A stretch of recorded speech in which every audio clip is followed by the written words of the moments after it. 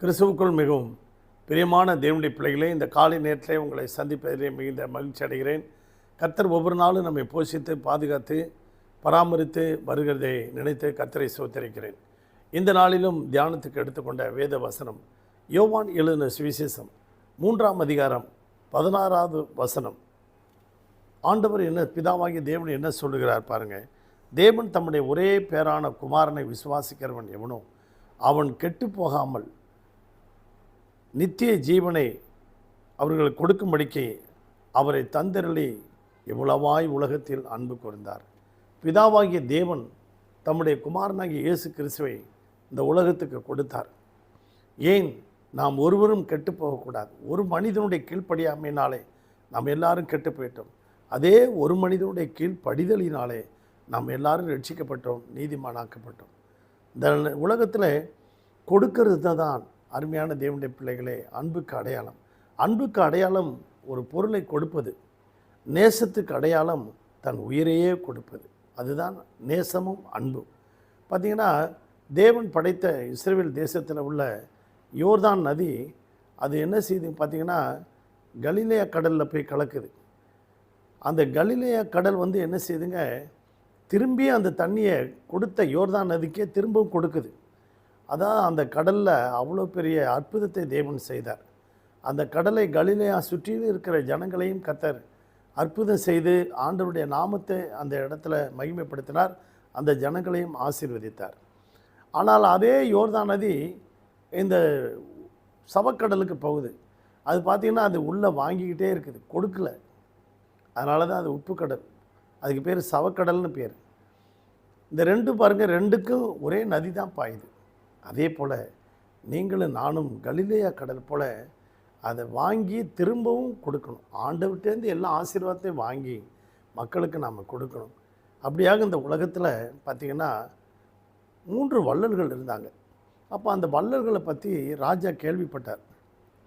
அப்போ ராஜா மந்திரிகிட்ட கூப்பிட்டு கேட்குறார், இந்த 3 வள்ளல்கள் நம்ம ஊரில் இருக்காங்களே, அவங்கள யார்ப்பா சிறந்தவங்க அப்படின்னு கேட்டதுக்கு எனக்கு தெரியாது அப்படின்னாரு. அப்போ ராஜா மாறு வேடத்தில் போனார். போகும்போது பிச்சைக்காரன் வேடத்தில் நம்ம ராஜா போகிறார். போகும்போது அந்த வள்ளல்கிட்ட போய் கேட்குறார், ஐயா ஏதாவது கொடுங்க. ஏப்பா இவ்வளோ நாளாக எங்கே இருந்த? நான் இந்த ஊரில் தானேப்பா இருக்கிறேன், நம்ம ஊரில் பிச்சைக்காரனே இல்லையே, நீ எப்படி இப்படி இருக்க அப்படின்னு சொல்லி தனக்கு உண்டானதில் பாதி கொடுத்தார். சரி, அடுத்த வள்ளலை போய் பார்க்கலாம் அப்படின்ட்டு போனார். அந்த வள்ளல் என்ன சொன்னார், ஏப்பா நீ எங்கேப்பா இருந்த இவ்வளோ நாளா அப்படின்னு சொல்லி தனக்கு உள்ளதெல்லாம் கொடுத்துட்டார். 3வது வள்ளல்கிட்ட போனார்.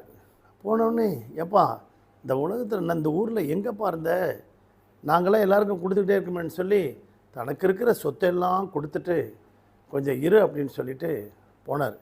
வெயிட் பண்ணு அப்படின்னு சொல்லிட்டு, என்னடா அந்த மனுஷன் எல்லாத்தையும் கொடுத்துட்டு அவன் பாட்டுக்கு போகிறேங்கிறானே என்னன்னு சொல்லி போயிட்டு அங்கே வேறு ஒரு ஆளை அனுப்புகிறார். என்னப்பா உங்கள்கிட்ட உங்களை வெயிட் பண்ண சொல்லிட்டு போனார். அப்படியா?